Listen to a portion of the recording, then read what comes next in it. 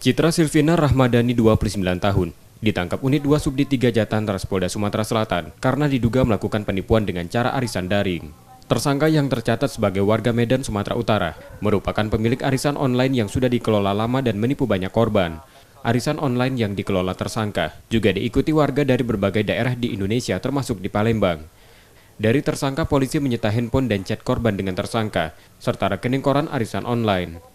Cara tersangka mempengaruhi korbannya dengan menawarkan lewat media sosial. Kemudian tersangka membuat grup WhatsApp untuk membernya. Setelah berjalan, tersangka tidak membayar hak membernya. Kita mengamankan pelaku penipuan penggelapan dengan modus pelaku ini melakukan arisan online, kemudian dibuat grup dalam rangka suatu arisan. Namun dalam perjalanan mereka membuat arisan ini ada modus-modus dari pihak tersangka ini melakukan penipuan terhadap para korbannya. Tersangka kini ditahan di tahanan Polda Sumsel dan terancam hukuman di atas 5 tahun penjara. Muklas Diferensial, Kompas TV, Palembang.